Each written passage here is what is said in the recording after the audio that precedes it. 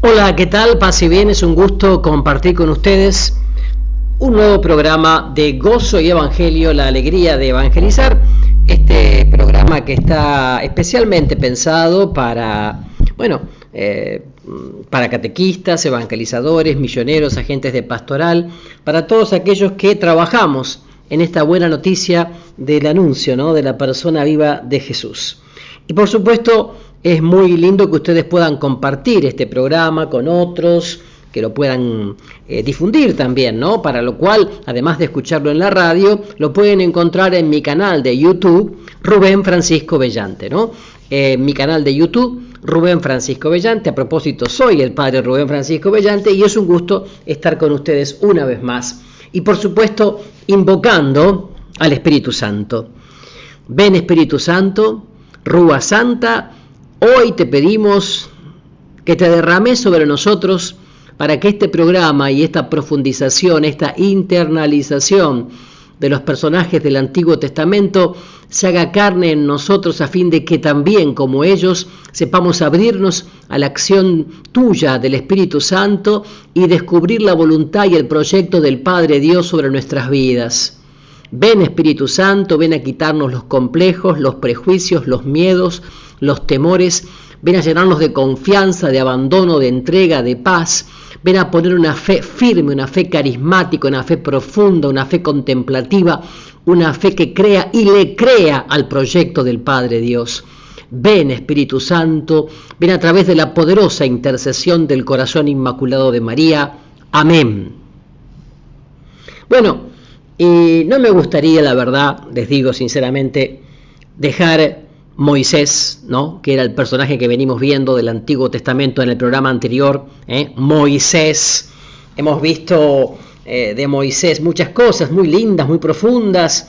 Hemos visto de Moisés no solamente su nombre, su llamado, su fe. Hemos visto la intimidad con Dios de él, esos rayos de luz, la escuela del sufrimiento. Hablamos de por qué Moisés cayó en la depresión, también cómo Dios lo sacó del atolladero y cómo realmente el dolor santifica, que Dios no quiere derrotismos, y cómo lo fue sanando interiormente Dios a Moisés, presentándose como yo soy el que soy, ¿no? Y bueno, hoy también nosotros queremos descubrir con Moisés ese cántico de él, ese cántico de acción de gracias. El paso del Mar Rojo dejó al pueblo hebreo asombrado.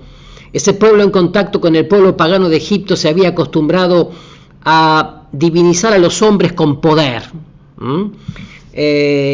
La tentación era muy grande. También era el momento en que Moisés podía dejarse deslumbrar por la tentación de permitir que lo endiosaran. El paso del Mar Rojo a todas luces era algo grandioso. Moisés no le robó la gloria a Dios. Compuso un cántico de alabanza en el que por todos lados resplandece el nombre de Dios. El nombre de Moisés no aparece en ninguna parte. Moisés había aprendido lo que era confiar en el poder de Dios. Recordaba aquellos días en que él se sentía un fracaso total. Las cosas habían cambiado, por eso lo alababa. Un día el Señor entregó la administración del mundo a los hombres, les dijo: crezcan y multiplíquense. Los hombres hemos progresado admirablemente. Se han colocado hombres en la luna, se han inventado computadoras a las que solo les falta hablar. Los futuristas vaticinan que los inventos que se verán en los próximos años serán algo fabuloso. Los hombres se han apropiado la gloria y han borrado el nombre de Dios de los libros científicos. El ser humano en la actualidad está tan encandilado por su propia inteligencia que se ha olvidado de acudir a Dios para que lo sane de sus traumas, de sus complejos. Estamos viviendo en una sociedad totalmente traumatizada. Las clínicas de los psicólogos y psiquiatras están abarrotadas. Son muchísimas las personas que adolecen de traumas sangrantes. Descalzate, fue la palabra de orden del Señor a Moisés antes de comenzar el proceso de su sanación interior. Y Moisés tuvo que descalzarse intelectualmente, tuvo que creer que su lengua podía soltarse con el poder de Dios, que un bastón podía convertirse en serpiente y que el mismo mar se podía abrir si el Señor lo mandaba. Cuando se descalzó y comenzó a confiar en Dios, se inició su proceso de maduración espiritual que lo convirtió en el gran líder del pueblo hebreo. La mujer samaritana a la que se acercó Jesús para sanarla interiormente de todos sus traumas ocasionados por sus repetidos divorcios, se mostró agresiva en un principio. Tuvo que aceptar descalzarse, ¿no? Tuvo que aceptar que Jesús, aunque no tenía cubeta, balde para sacar el agua, podía quitarle la sed para siempre. En el momento que la mujer dijo, dame de esa agua, en ese momento Jesús pudo comenzar a sanarla interiormente. Con estar lamentando nuestro pasado de fracasos y con rememorar con lástima nuestros múltiples traumas, lo único que logramos es retardar el proceso de nuestra sanación interior. Como a Moisés, el Señor nos exige que nos descalcemos, que aceptemos el bastón de su amor y su poder que Él nos ofrece. Al decir nosotros, dame, Él podrá poner su mano en nuestras heridas espirituales para ir sanando hasta que dentro de nosotros comencemos a sentir los ríos de agua viva, ¿no? Y claro, hablamos de Moisés y cómo no hablar de Josué. Entonces, otro personaje del Antiguo Testamento, de Josué y su impecable hoja de servicio. Porque en Moisés y en David se encuentran grandes alturas de santidad, pero también grandes caídas. En cambio, en la vida de Josué brilla un récord de fidelidad inigualable. Josué, ya dejando a Moisés, había nacido durante la esclavitud de Egipto. Tuvo la experiencia de lo que era pasar de la esclavitud a la libertad. Durante el Éxodo aparece como colaborador íntimo de Moisés. En el monte Sinaí fue el único que acompañó a Moisés cuando el Señor le entregó las tablas de la ley. Josué fue elegido como uno de los 12 espías enviados a explorar las tierras de Canaán. También dirigió militarmente la guerra contra los amalecitas. A la par de Moisés se había enriquecido con múltiples experiencias espirituales, claro. Pasó por el Mar Rojo, había comido del maná en el desierto. Todo esto era una preparación para la misión que el Señor le tenía encomendado. Cuando murió Moisés, entonces, el Señor llamó a Josué para que tomara el mando y fuera el encargado de llevar al pueblo hacia la conquista de la tierra prometida. Su vocación no fue violenta como la de Abraham. No se le dijo intempestivamente, sal de tu tierra y vete a la tierra que yo te mostraré. A Josué su vocación se le fue definiendo paulatinamente hasta que se encontró al mando de todo el pueblo de Dios. El Señor se le adelantó para quitarle todo temor y le dijo, mi siervo Moisés ha muerto, ahora tú eres quien debe cruzar el río Jordán con todo el pueblo de Israel para ir a la tierra que voy a darles a ustedes. Josué capítulo 1 versículo 2. O sea, nadie te podrá derrotar en toda tu vida y yo estaré contigo así como estuve con Moisés sin dejarte ni abandonarte jamás. Ten valor y firmeza. Josué capítulo 1 versículos 5 y 6. Cada uno de nosotros en determinado momento de nuestra vida recibimos una misión de parte del Señor. Si Él nos llama para algo es porque se compromete a darnos la gracia necesaria para cumplir con nuestro cometido. Decirle no al Señor es de confiar de su sabiduría. Es empeñarse en seguir el propio camino y no el de Dios. De allí muchas veces la insatisfacción de nuestra vida, porque hemos enfilado por un camino que no es el de Dios. El hombre de fe, como Isaías, dice, envíame a mí. Como María responde, hágase en mí según tu palabra. Moisés fue el designado para librar al pueblo de la esclavitud y llevarlo a través del desierto hasta la frontera de la tierra prometida. A Josué se le comisionó para que llevara a cabo la conquista y colonización de la tierra prometida. Una gran verdad con respecto a la misión que el Señor nos encomienda es que nosotros no somos los encargados de hacerlo todo. A veces nos creemos indispensables, pero resulta que la verdadera respuesta al Señor es cumplir únicamente lo que Él nos señala y ceder con humildad nuestro puesto al que viene detrás de nosotros. Eso lo entendía bien San Pablo cuando escribía en 1 Corintios 3, 6, yo sembré, Apolo regó, pero el crecimiento le corresponde al Señor. O sea, nadie es indispensable en la obra de Dios. Lo único que nos pide es que nos desempeñemos cabalmente en el papel que nos ha confiado y que le dejemos a Él ser el que haga los planes para el futuro. Maravilloso, ¿no? Y ya vamos internándonos más y más en el testimonio de Josué. No se vayan, que enseguida regresamos con más gozo y evangelio. Ya estamos de regreso con la segunda parte entonces de Gozo y Evangelio de hoy, donde estamos descubriendo la figura de Josué, ¿no?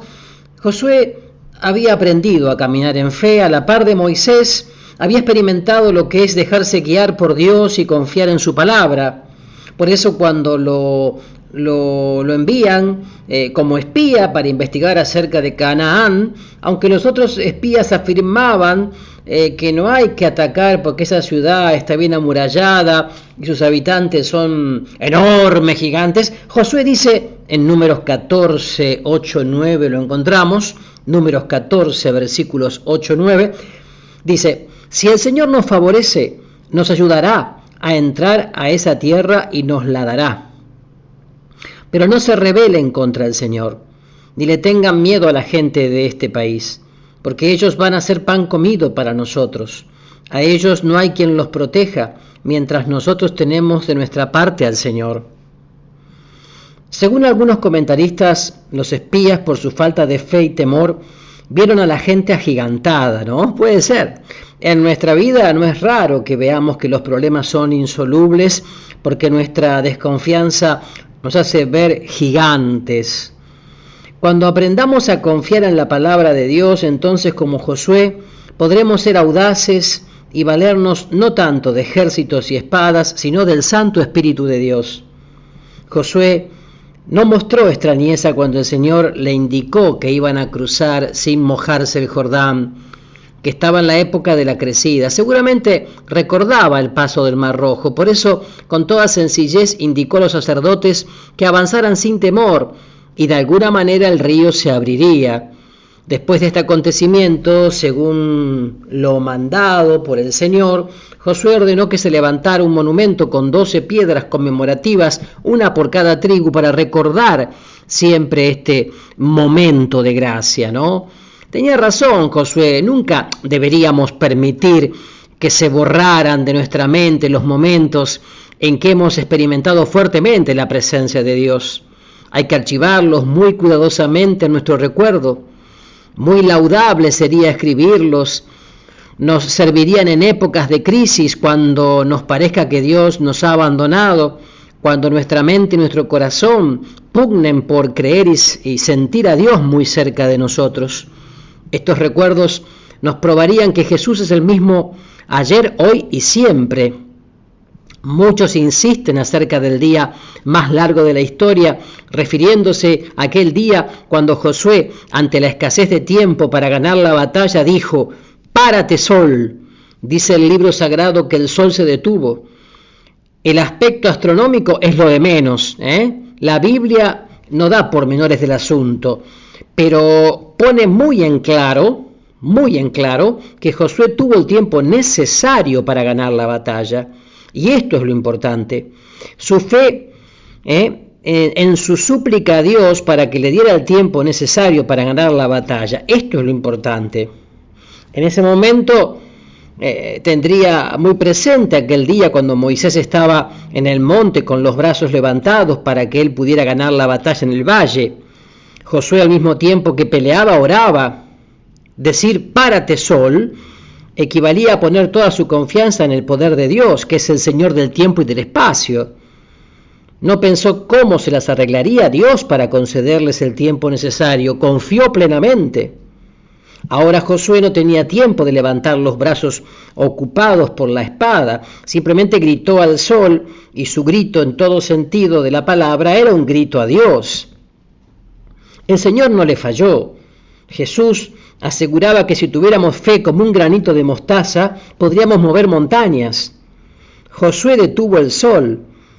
El santoral está plasmado de millares de casos en que personas con fe robusta obraron con el poder de Dios maravilladas, muy grandes.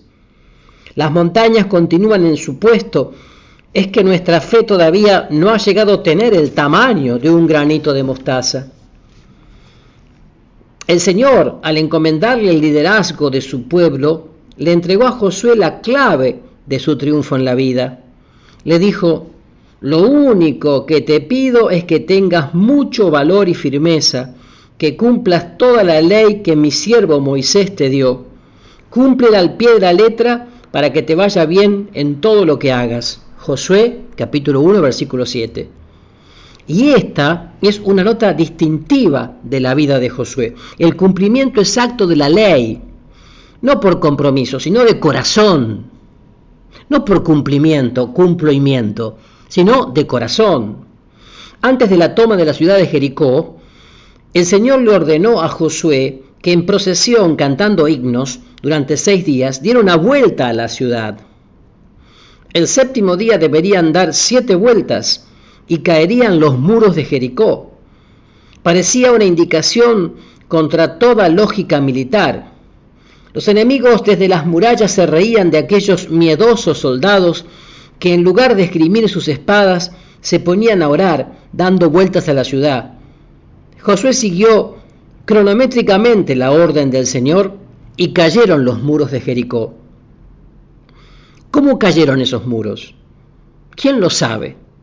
Lo cierto es que aquella ciudad fue tomada por el pueblo israelita y todos fueron testigos del poder de Dios que obraba en ellos. ¿Y por qué 7 días y no solo 2?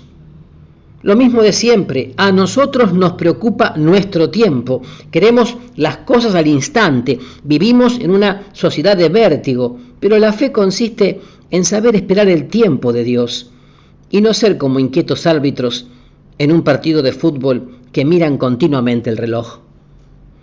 Jesús mandó: no anden afanados, preocupados. También dijo: cada día tiene su propio afán. Lo más difícil de la fe es luchar contra la taquicardia de nuestro nerviosismo, de nuestra ansiedad. Lo más duro es vivir el problema de cada día y no acumular en 24 horas esos problemas del incierto mañana que no sabemos si amanecerá para nosotros. Cuando a Josué se le indicó qué pasaría el crecido río Jordán sin mojarse, él no se puso a cavilar en qué forma sucedería eso. Simplemente les ordenó a los sacerdotes que avanzaran hacia el río y que ya verían ellos lo que Dios hacía. Más tarde, cuando Josué vea retrospectivamente todos los acontecimientos de su vida, podrá constatar cómo las promesas de Dios se realizaron en su vida. Él había cumplido totalmente la ley y Dios no le había defraudado. Hacia el final de su vida, Josué quiere entregar a su pueblo el mejor testamento para su felicidad futura y por eso les recomienda en Josué 23, 14: esfuércense en cumplir todo lo que dice el libro de Moisés.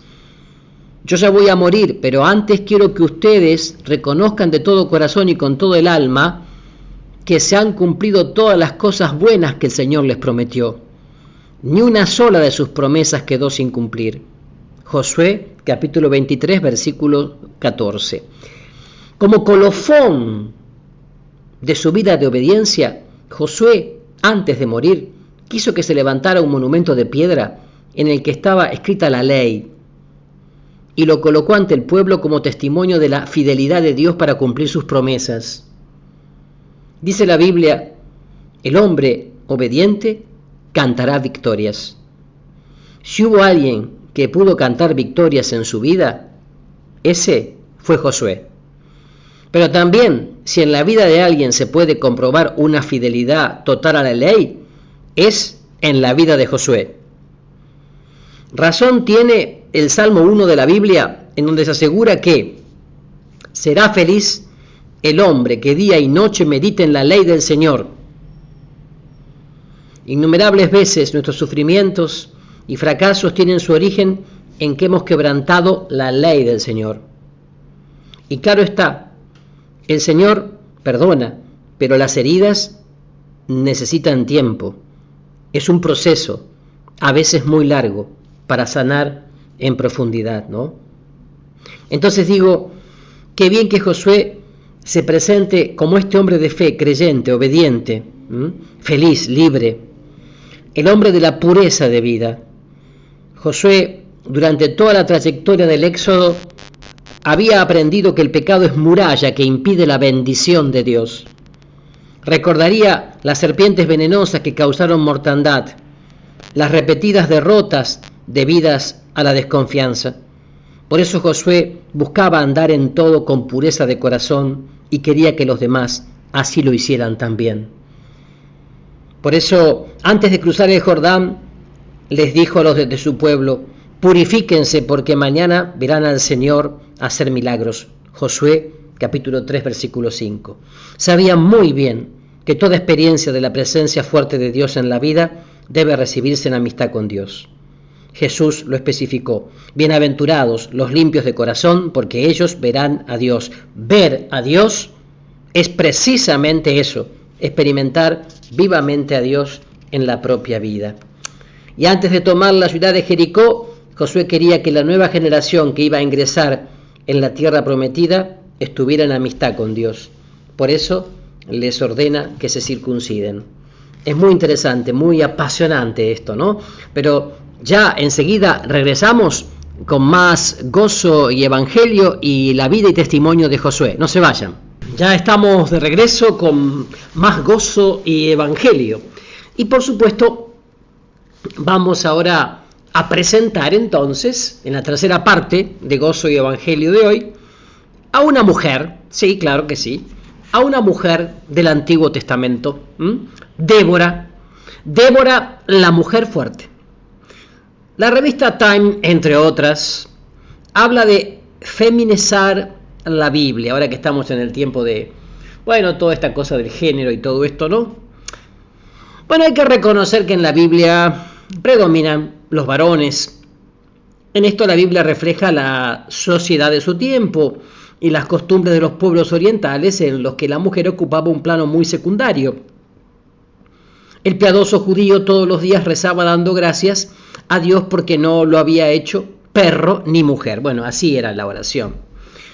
Esta oración es un reflejo exacto de lo que significaba la mujer en los pueblos orientales. Bueno, con sus bemoles también, sin exagerar, No obstante, el pueblo judío, atención, le da más importancia a la mujer que los otros pueblos paganos. Esto hay que decirlo con todas las letras.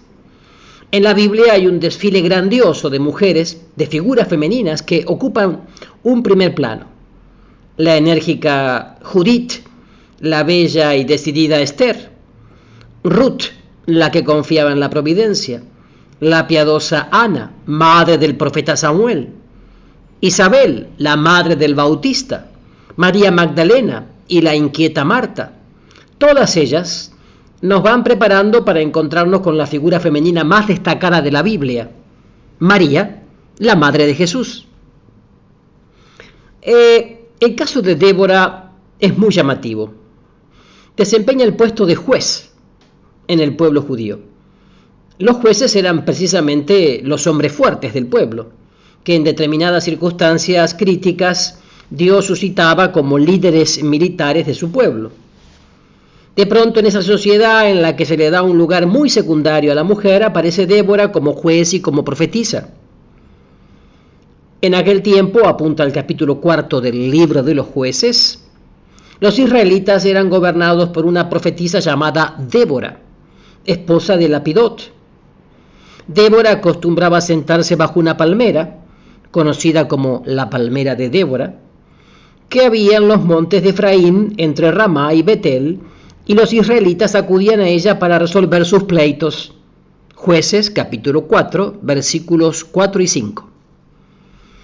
Es Débora quien manda a llamar al jefe militar del pueblo para hacerle conciencia del mandato del Señor. Y le dice: el Señor, el Dios de Israel, te ordena lo siguiente: ve al monte Tabor y reúne a 10.000 hombres de las tribus de Neftalí y Zabulón.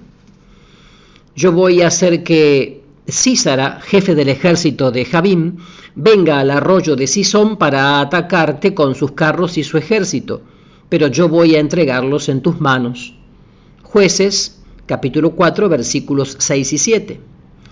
Barak había recibido la orden del Señor de ir prestamente contra el enemigo, pero no se había atrevido a hacerlo. Le temía enormemente. Es la mujer Débora la que lo anima y le hace reflexionar acerca de su responsabilidad. Animado y casi obligado, Barak acepta tomar el liderazgo militar del pueblo con una condición: solo iré si tú vienes conmigo, contestó Barak. Pero si tú no vienes, yo no iré.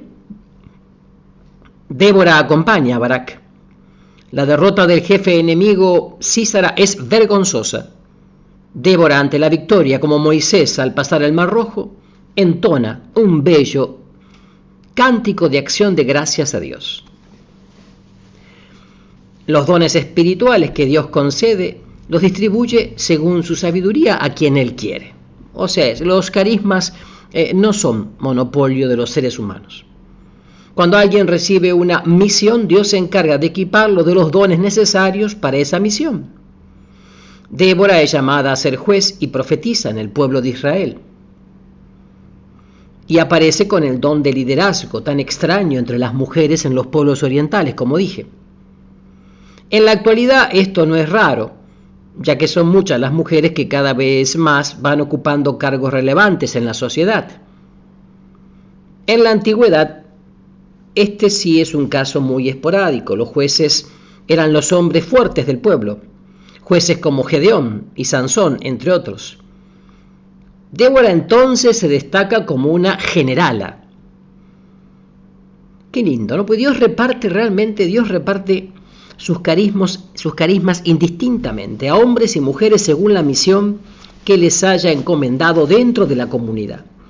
Esto nos hace recordar a Judith como la mujer fuerte que se enfrenta por ejemplo, a Holofernes, réplica en femenino de David contra Goliat. También la historia de la Iglesia nos hace rememorar a otra mujer fuerte, a Jeanne d'Arc, Santa Juana de Arco, que en determinado momento de la historia de Francia toma el liderazgo militar de su pueblo. También vienen a nuestra mente otras figuras femeninas de gran realce que jugaron un papel destacado como líderes en momentos especiales de la historia de la Iglesia. Teresa de Jesús, Santa Catalina de Siena, Santa Clara.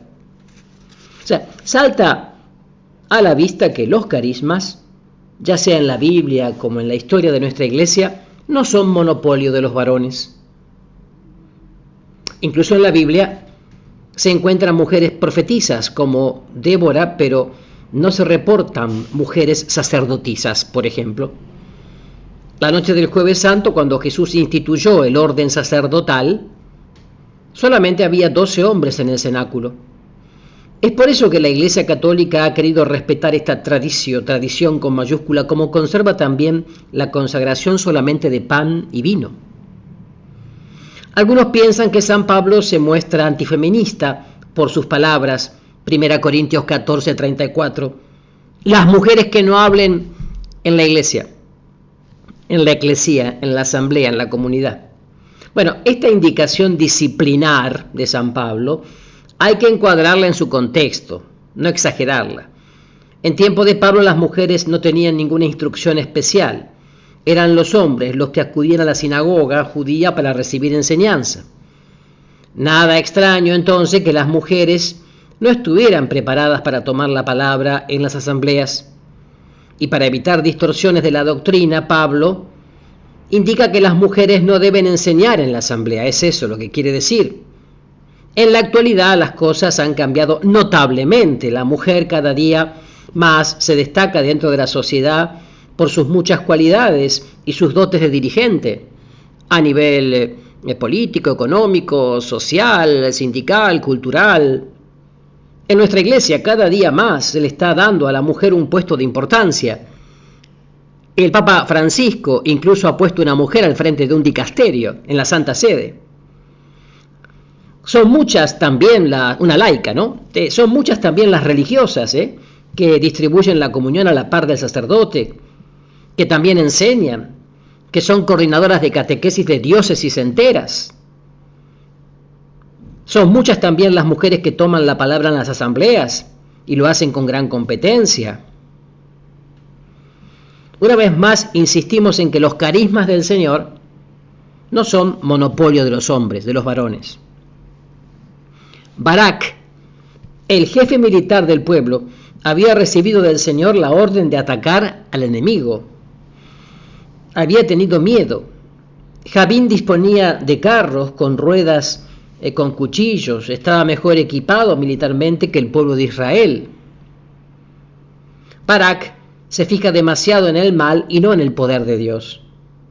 Débora era una mujer de fe.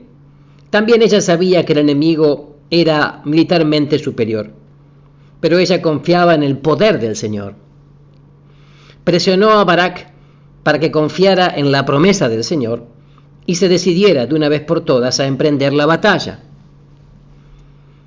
Las personas sin fe ponen su vista en el poder del mal. Parece que creen más en el poder de Satanás que en el poder de Dios. Son muchos los que andan atemorizados por brujerías, hechicerías y maleficios. El cristiano no es un ignorante que quiera cerrar los ojos para no ver la realidad, pero al mismo tiempo que acepta la presencia de poderes maléficos que nos circundan, recuerda lo que dice San Juan: el que está en ustedes es superior al que en el mundo está. Primera de Juan 4:4. Débora no cerró los ojos para no darse cuenta de la realidad, pero su fe la llevó a creer en el poder de Dios que les estaba prometido. Confiada en esa promesa, impulsó a Barak para que se decidiera a lanzarse al combate. La mujer tiene una figura espiritual que la lleva a creer profundamente en Dios. La mujer también tiene gran influjo en la vida espiritual del varón, del esposo, del hijo. Ella está llamada a ayudar al hombre para que su fe se desarrolle y crezca. Y eso es una experiencia cotidiana en nuestra vida. No hace falta que me explaye demasiado en el tema, ¿verdad? Pero bueno, vamos a seguir un poquito hablando de esto, pero ahora hacemos una pausa, y ya regresamos con Gozo y Evangelio de hoy. Ya estamos de regreso con la última parte de hoy de Gozo y Evangelio, este programa radial, programa taller, que ustedes pueden escuchar, por supuesto, en la radio, pero también pueden volver a escuchar, compartir, a través, entre otras cosas, de las redes sociales y también de mi canal de YouTube, Rubén Francisco Bellante. Ustedes pueden entrar a ese canal de YouTube, Rubén Francisco Bellante, suscribirse de manera gratuita, encontrar todos estos capítulos de Gozo y Evangelio y también muchísimo otro material que les será muy útil para la espiritualidad, el crecimiento, la catequesis, la evangelización, la misión, la liturgia, lo que es también todo el tema de sanación interior, la pastoral familiar, la pastoral matrimonial, todo el tema de la virtud de la esperanza, todo el tema de las adicciones, todo el tema también de la liberación, todo el tema del discernimiento. Todo eso pueden encontrarlo como material muy valioso, horas santas, adoraciones eucarísticas, donde en mi canal de YouTube, Rubén Francisco Bellante. Bueno, y estábamos entonces viendo un poquito estos personajes del Antiguo Testamento que tanto nos ayudan para nuestro crecimiento, para nuestra evangelización. Estábamos viendo que Barak le dijo a Débora: si tú vienes conmigo, iré; si no vienes, no iré. Barak se da cuenta de que la presencia de Débora, mujer de alta espiritualidad, le traía gran bendición de Dios. Por eso la quiere a su lado. La fe de Débora es garantía de victoria para Barak. En la sociedad altamente machista, por ejemplo, de América Latina, hablemos de esto, la figura espiritual de la mujer juega un papel de suma importancia para ayudar a la conversión del varón, ya sea el esposo, el padre, el hermano, el hijo, ¿verdad? El novio. La mujer, con su poder de convencimiento, es muchas veces determinante en la fe del varón. En tiempos de Jesús, eran los hombres judíos los que asistían a la sinagoga. Ellos recibían la enseñanza, ellos oraban. Las mujeres se quedaban en casa. En la actualidad las cosas han cambiado totalmente. Son las mujeres, en su mayoría, las que acuden a la iglesia, mientras los varones se quedan en su casa. Es una nota del machismo en todas partes y especialmente en América Latina. Creer que la religión es cosa de mujeres. Hasta hay un refrán que dice a llorar a la iglesia. O sea, esa cosa muy machista, ¿no? Muy desfigurada. En cierta oportunidad se realizó un concurso para encontrar una respuesta adecuada a la siguiente pregunta: ¿por qué hay más hombres que mujeres en la cárcel? La respuesta premiada fue: porque hay más mujeres que hombres en la iglesia. No deja de tener gran significado esta respuesta, que responde a una realidad incuestionable. Y es en este ambiente refinadamente machista en donde la mujer tiene un papel relevante para influir en la espiritualidad del varón. Si tú vienes conmigo, iré. Si no vienes, no iré, le decía Barak a Débora. Débora, después de presionarlo para que confiara en la promesa de victoria que el Señor le daba, lo acompañó a la batalla. Aquel hombre se sintió respaldado espiritualmente, se reactivó su fe y se decidió a confiar en Dios. La mujer es un apoyo para el crecimiento espiritual del varón o para su catástrofe espiritual, digámoslo claramente. Fue Dalila la que logró hacer perder su condición de consagrado a Sansón. Fue la pérfida Jezabel la que orientó hacia la idolatría al rey Ahab. Fueron las mujeres paganas las que convirtieron al sabio rey Salomón en un necio gobernante. Entre otros, ¿no? Podríamos seguir con la lista, pero vamos a dejar ahí. Como Débora, hay tantas mujeres cristianas en la historia de nuestra iglesia que fueron valiosa ayuda para tantos varones. De San Francisco de Asís se narra que cuando se encontraba angustiado por el rumbo que iba tomando la orden que había fundado, iba a visitar a Santa Clara de Asís, mujer fuerte, que lo consolaba y hacía que su ánimo se levantara. El tímido San Juan de la Cruz encontró sólido apoyo en la fortaleza y discernimiento de Santa Teresa de Ávila, Santa Teresa de Jesús. Y así podríamos seguir, ¿no? Jesús, en sus momentos de cansancio, se retiraba a la casa de Marta y de María, que se esmeraban por atenderlo con finura. La mujer buena y de alta espiritualidad es una bendición para la comunidad, para su esposo, para sus hijos. Después de la indiscutible victoria de Barak, Débora entona un himno grandioso de agradecimiento a Dios. En ningún momento olvida su pequeñez y alaba el poder y la grandeza de Dios que les ha dado la victoria. Este canto es gemelo del Magnificat de María, del cántico de la Virgen María. También ella hace un recuento de su pequeñez y la grandeza de Dios. No cierra los ojos para no verse ella misma, pero en lugar de apropiarse la gloria, la remite enteramente a Dios.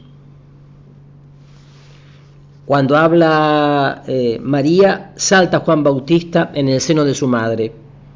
Cuando una mujer cristiana como María y como Débora ha aprendido a descubrir la mano de Dios en todos los acontecimientos, hace que todos los de su hogar se alegren y también logren adivinar la mano de Dios que se está moviendo por todas partes, ¿no? Y así vamos a ir dejando a Débora, ¿no? Para que ustedes también sigan orando, sigan reflexionando en torno a su figura, ¿verdad? Y vamos llegando lentamente a otro personaje que vamos a desarrollar más ampliamente, seguramente en el próximo programa de Gozo y Evangelio, pero lo quiero ir presentando. Un personaje que se llama Gedeón, y que lo podríamos presentar bajo el título de El hombre frustrado, ¿sí? Sí. La primera vez que aparece Gedeón en la Biblia se encuentra escondido limpiando el trigo. Ha perdido toda esperanza. Es un hombre frustrado. Su vida va a cambiar cuando se deja guiar por el Espíritu del Señor. Y viene bien a lo mejor que vayas leyendo el libro de Gedeón para preparar el próximo programa y que te vayas identificando quizás un poco con este momento de tu vida donde tal vez a lo mejor te encuentres también frustrado, insatisfecho, desalentado, excesivamente ansioso, ¿verdad? O sea que la fe no predomina en Gedeón al principio. Cuando el ángel del Señor se le aparece y le dice: Gedeón, el Señor está contigo, Gedeón no se alegra, todo lo contrario, aprovecha para hacer dos preguntas. Si es así, ¿por qué nos sucede esto? ¿Dónde están los milagros del Señor de los que nos hablaron? Jueces capítulo 6 versículo 13. Israel se encontraba pasando por un mal momento. Los madianitas los hostigaban día y noche y no se vislumbraba ninguna esperanza de poderse liberar de ellos. Gedeón por eso no quiere creer que Dios está con ellos. Imposible que Dios esté con ellos si están sufriendo tantas y tantas calamidades. Bien, esta actitud de Gedeón es muy común y muy frecuente. Se cree que porque el dolor toca a nuestra puerta, ya sea a nivel personal, familiar, incluso a nivel nacional, de un estado, de una nación, de una ciudad, de un pueblo, entonces uno dice: Dios está lejos. ¿Dónde está Dios? Después dicen que Dios existe. ¡Ja! Y precisamente, tal vez, es cuando más cerca está. Es muy común hacerle preguntas a Dios al estilo de Gedeón. Y me gustaría realmente que esto bajara a tu vida y a la mía en profundidad, para que nos preguntemos: ¿estuvimos o estamos quizás como Gedeón? ¿Estamos tan replegados sobre sí mismos que somos incapaces de descubrir la presencia de Dios tan cerca de nosotros? Pues bien, para esto es Gozo y Evangelio, para esto son estos programas, para crecer, para madurar, para descubrir nuevos horizontes, para abrir los criterios, para dilatar el corazón, para dejarnos tomar por el Espíritu del Señor, por la Rúa Santa. Por eso entonces yo me alegro de que lo podamos compartir. Sigamos orando, sigamos reflexionando, sigamos rezando. Que a través del corazón inmaculado de María los bendiga el buen Dios Todopoderoso, los sane, salve, libere el Padre, el Hijo y el Espíritu Santo. Amén. Será hasta el próximo encuentro de Gozo y Evangelio. Paz y bien.